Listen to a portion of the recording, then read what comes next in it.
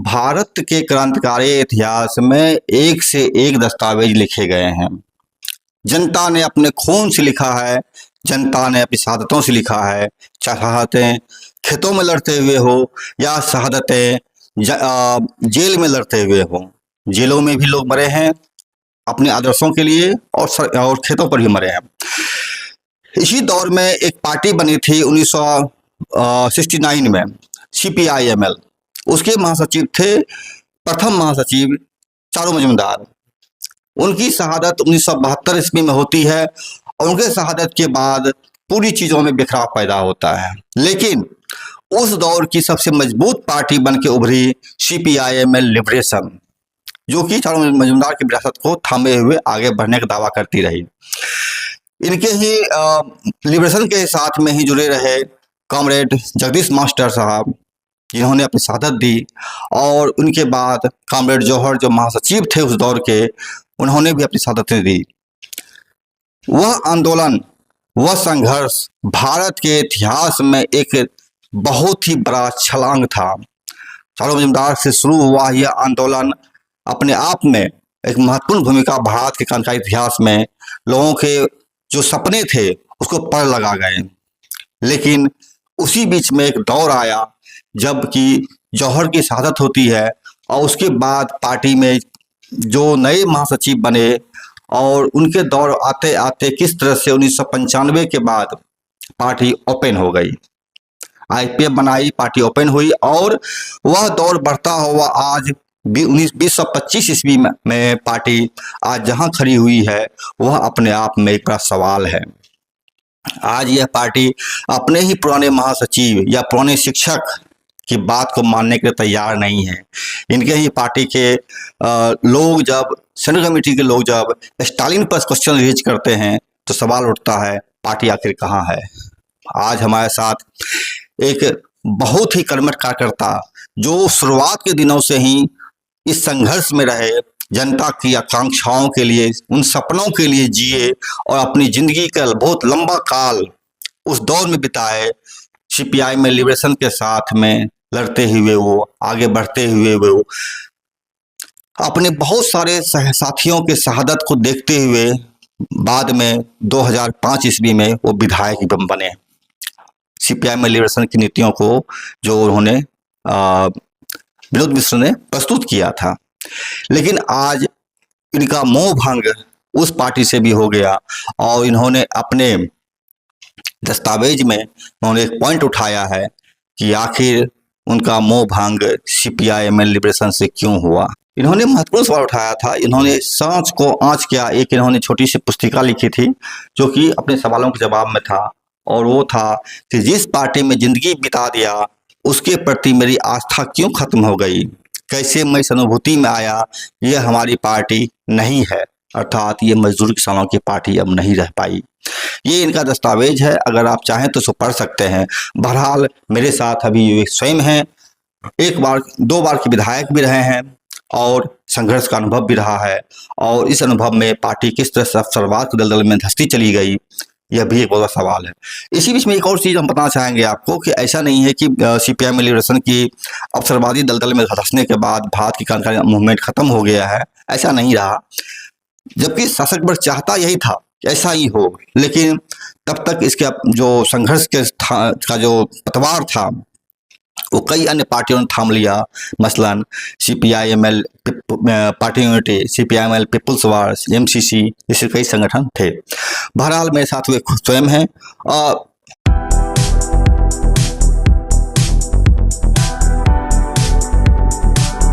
समरभूमि बहुत बहुत स्वागत है आपका। अच्छा, ठीक है। आप पूरी जिंदगी अपनी पार्टी को दिए, CPIML लिबरेशन को। आप मुझे बताएं कि ये CPIML लिबरेशन में कब जुड़े आप और कैसे जुड़े?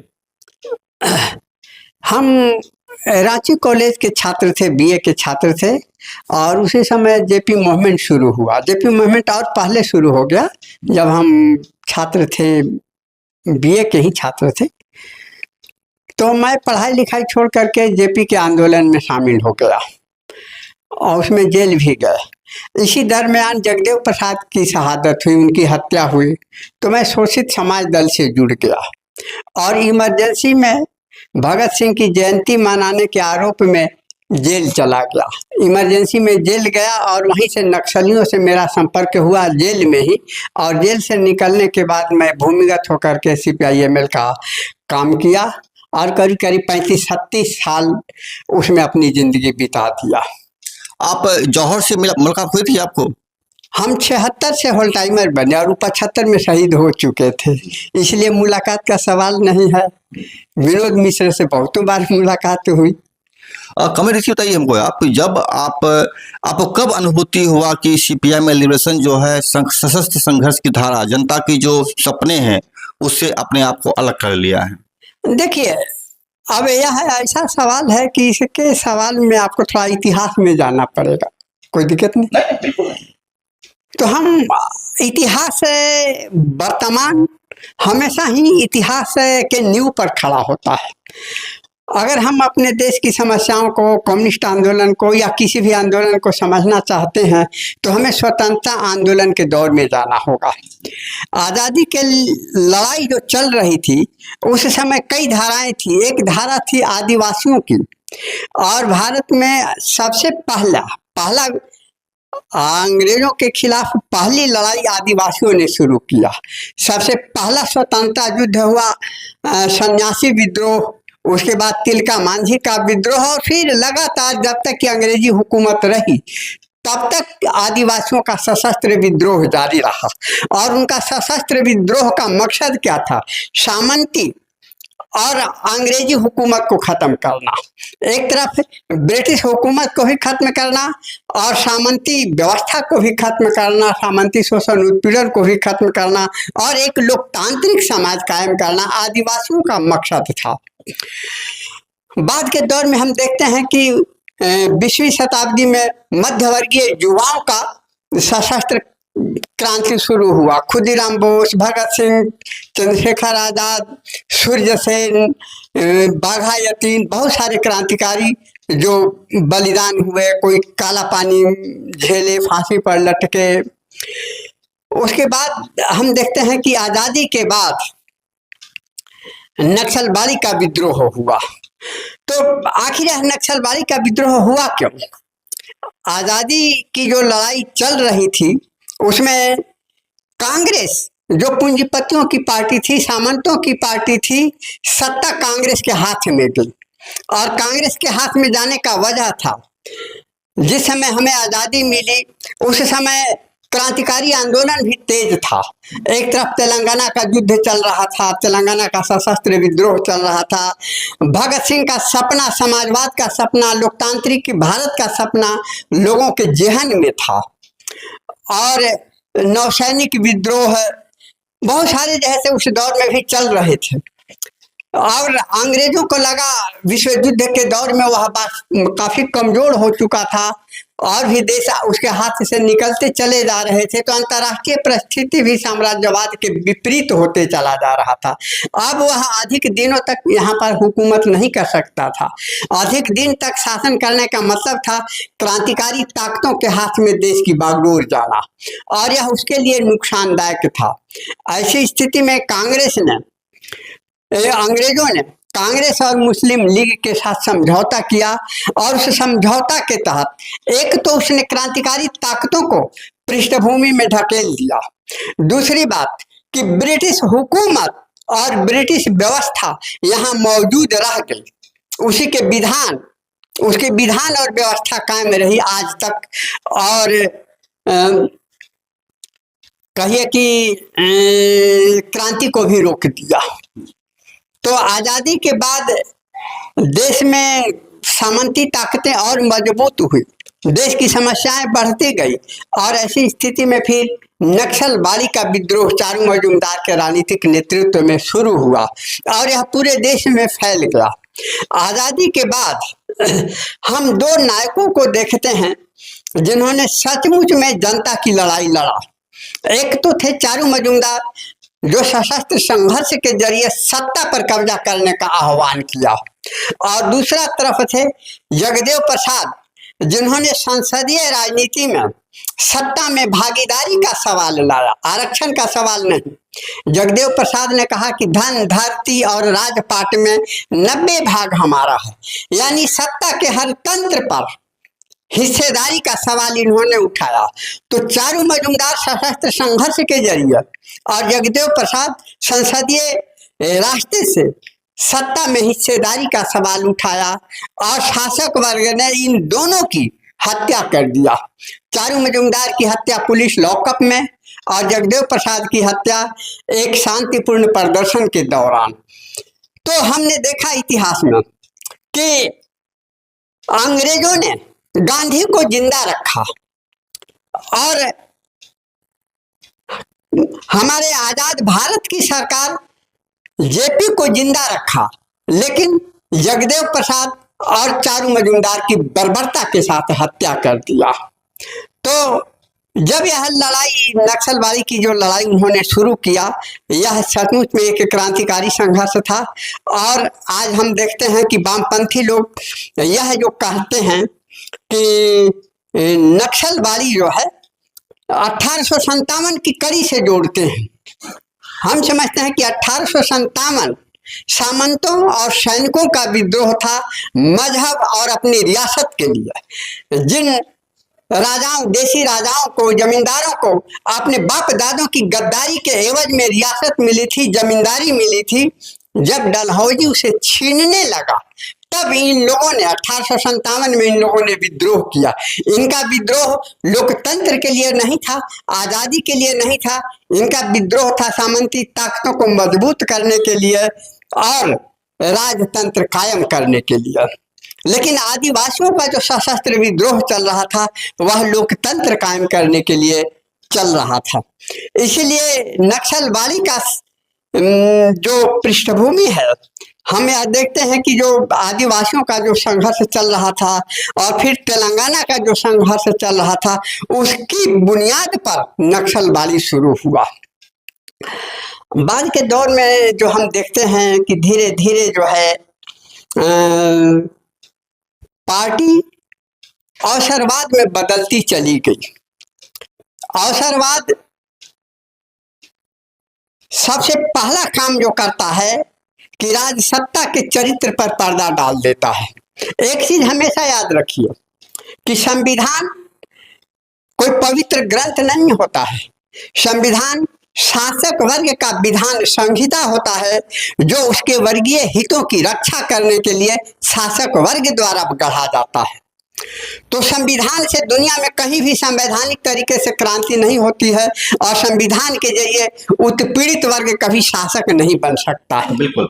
मेरा सवाल रहेगा इसमें कि ये जो पूरी प्रक्रिया चला, सशस्त्र आंदोलन का नेतृत्व बाद में CPI-ML कर रहे थे, लिबरेशन कर रही थी पार्टी जो थी, जौहर के नेतृत्व में थे। फिर जब चारू निजाम की हत्या होती है, उनकी शहादत होती है उनके 28 जुलाई को, उसके बाद फिर उनकी भी शहादत होती है कि भीषण मुठभेड़ में जौहर की।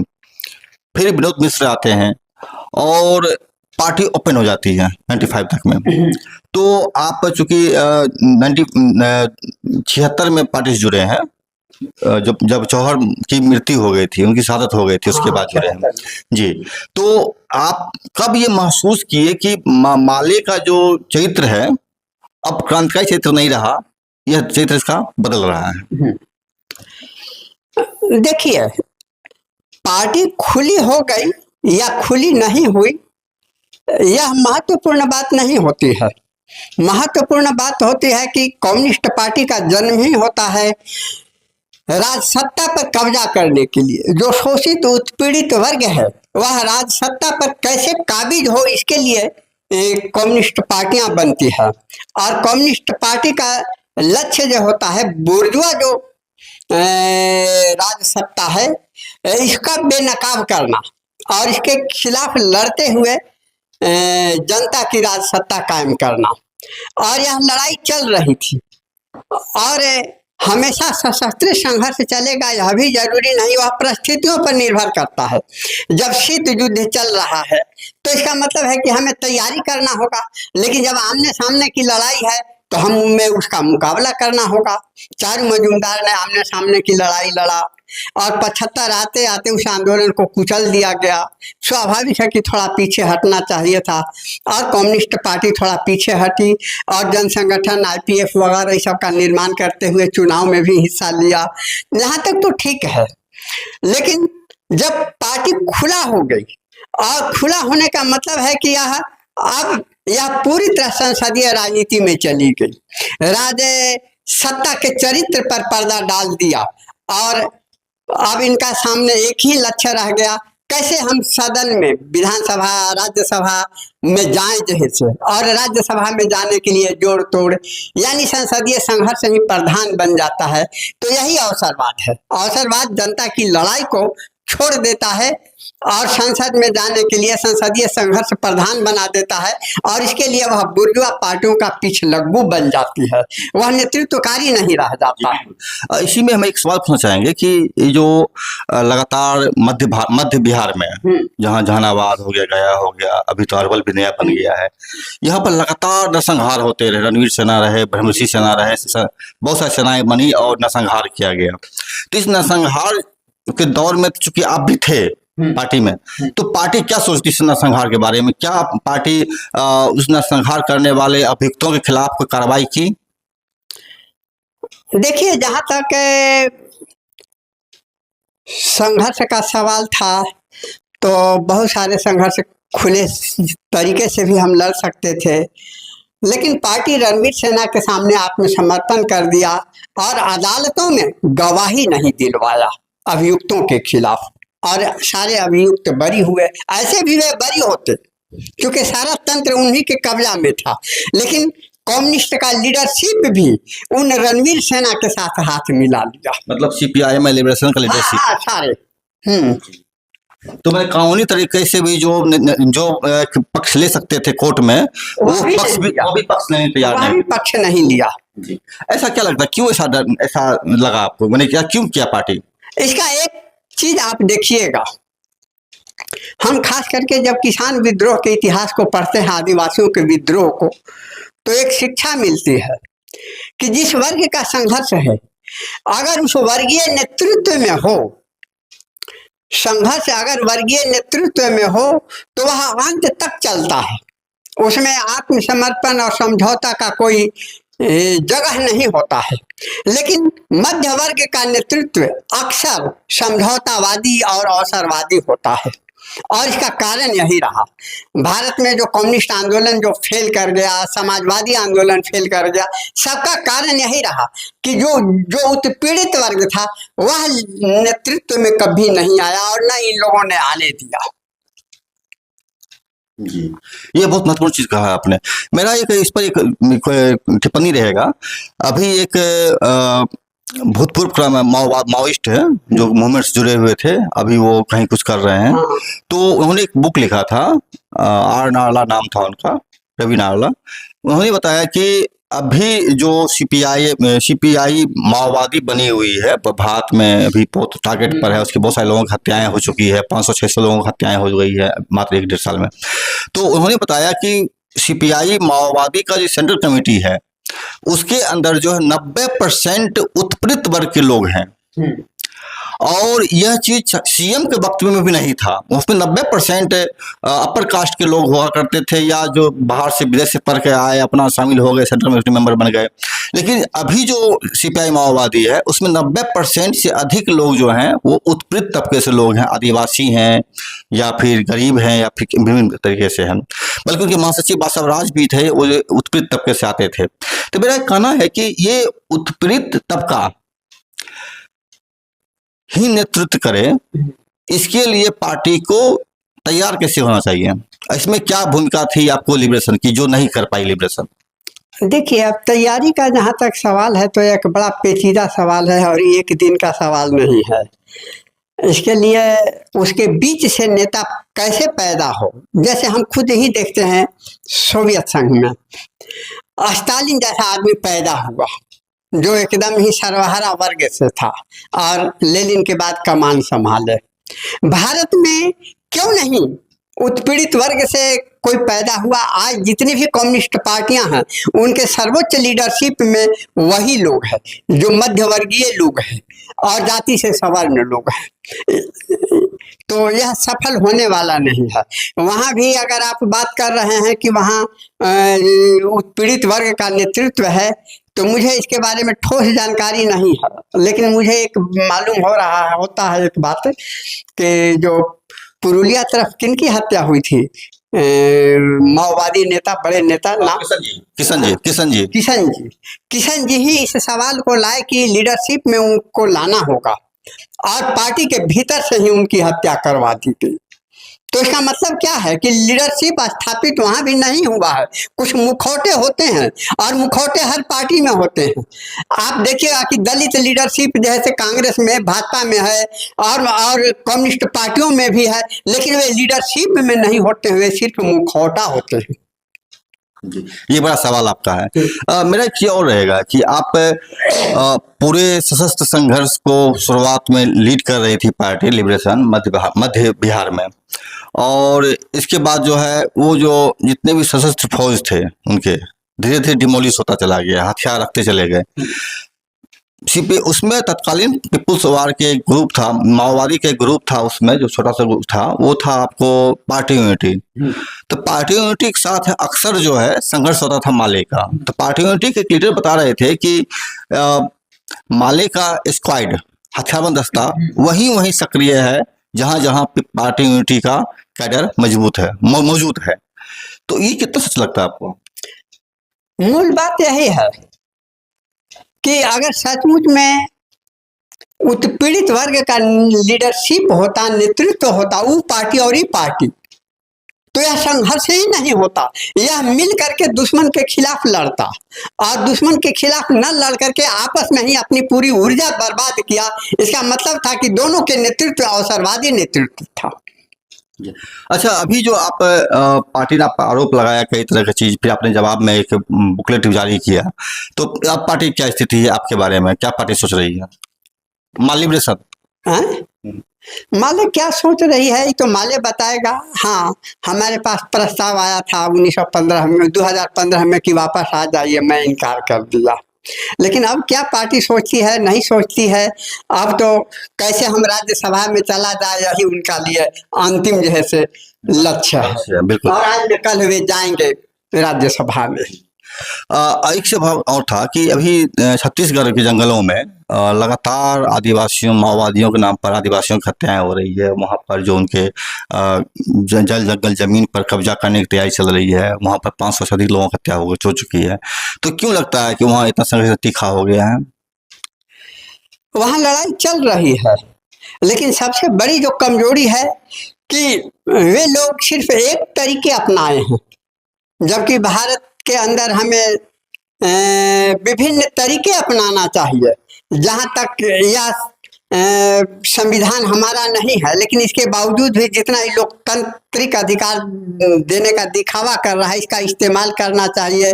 और देश के बुद्धिजीवी वर्ग को, अन्य वर्गों को कैसे हम अपने पक्ष में लिया, ऐसा लगता है कि उनके पास इस तरह का कोई ढांचा नहीं है यह काम करने का, और इसीलिए वे भी ज्यादा दिनों तक नहीं टिक पाएंगे। ये आपको लगता है? हाँ, हमारा ऐसा लगता है जी। एक सवाल रहेगा, अभी चारू मजूमदार का एक पुराना लाइन हुआ करता था जिसके बारे में बहुत सा कंट्राडिक्शंस लोगों के अंदर में है। उन्होंने कहा था कि भारत का चरित्र जो है अर्ध सामंती अर्ध औपनिवेशिक है। तो अभी आप चरित्र में क्या मानते हैं, बदलाव आ गया है या वही है? अभी कोई सामाजिक व्यवस्था में बदलाव या राजनीतिक व्यवस्था में बदलाव नहीं है, वही है। अर्ध सामंती अर्ध औपनिवेशिक अभी भी वही है।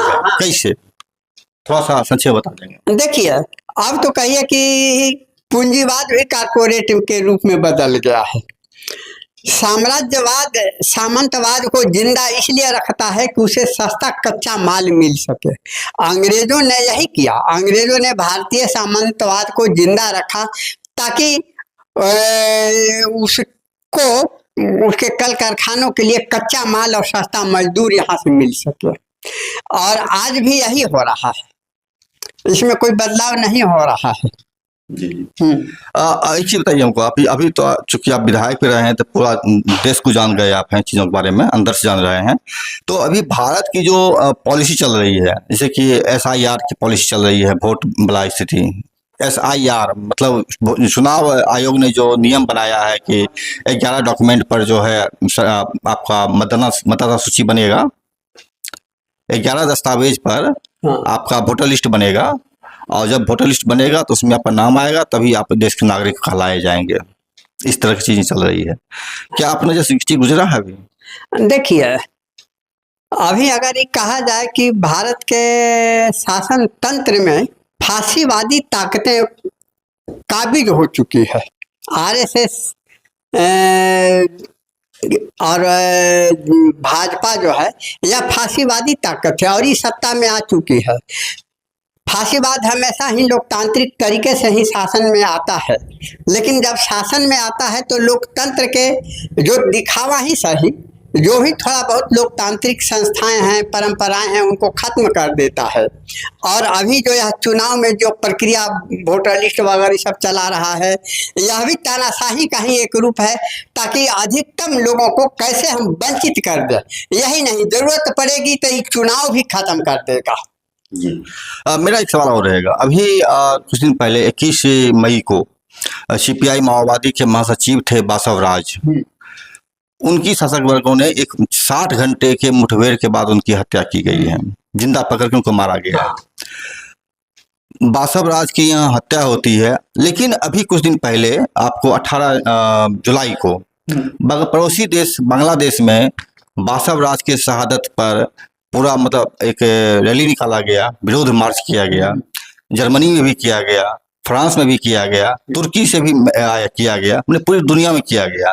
तो ये क्या लगता है कि मैंने भारत में हो रहा है तो दुनिया में उसकी प्रतिक्रिया हो रही है, किस में देख पाते हैं आप? देखिए, कम्युनिस्ट विचारधारा जो है, मार्क्सवाद की विचारधारा अंतर्राष्ट्रीय विचारधारा है, और बासव राज सचमुच में एक क्रांतिकारी थे। उनके कितना सही थे, कितना गलत थे, लेकिन मूलतः थे वे क्रांतिकारी और एक क्रांति के लड़ाई लड़ रहे थे, क्रांतिकारी थे। और उनकी शहादत एक शहीद की शहादत है, जैसे भगत सिंह की शहादत हुई, चारू मजूमदार की शहादत हुई, वही शहादत उनकी भी है। मैं खुद ही जो उनके साथ हुआ है, मैं इसका विरोध किया, और मैं उस दौर में मैं उसी वक्त एक कविता भी लिखा था कि कैसे शासक वर्ग भयभीत रहता है, सिर्फ क्रांतिकारियों के जिंदा रहने ही से नहीं बल्कि उनकी लाश से भी भयभीत रहता है। और यही कारण है कि भगत सिंह की भी लाश को परिवार को नहीं सौंपा और उनको जैसे रात के अंधेरे में जला दिया।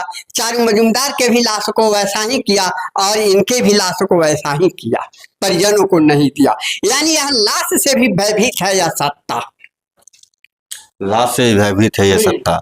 इसमें एक और चीज बोलना चाहेंगे हम कि लाश को मांगने के लिए उनके परिजन कोर्ट गए थे, अदालत का फैसला भी हुआ लौटाने का, और तब भी नहीं दिया, तब भी नहीं दिया। तो क्या लगता है अदालत की बातें कोर्ट नहीं मानती सरकार यहाँ? अदालत भी तो उसी का अंग है ना, दिखावा है उसका। हाँ, अदालत सारे राज सत्ता के कई अंग हैं जिसमें वह भी एक है, वह अलग नहीं जाएगा। कभी कभी दिखाने के लिए कुछ फैसला ले लेगा, लेकिन मूलतः वह सत्ता के साथ ही है। अच्छा कॉमरेड, आगे आप क्या देख रहे हैं कि भारत में क्रांति किस तरह से दिख रही है आपको होने वाली, होगी अगर तो?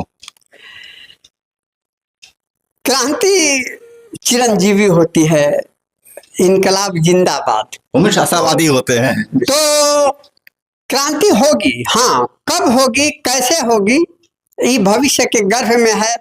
लेकिन जब जुल्म है, शोषण है, उत्पीड़न है, तो उसके खिलाफ संघर्ष भी होंगे। और पिछले सारे अनुभवों से आने वाली पीढ़ी जो है, क्रांतिकारी जो है, वो सीखते भी जाएंगे संघर्ष का, और क्रांति तो जरूर होगी और सफल भी होगी। जी जी हाँ, कमिश्न आशावादी होते हैं, ये आपने साबित कर दिया। हाँ।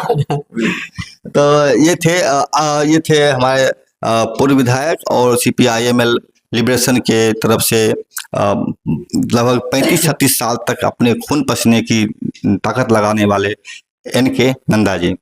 आप इनकी बात सुने, कितने सहमत हैं, कितने असहमत हैं, आप इन पर क्या सोचते हैं, अपनी टिप्पणी जरूर करें।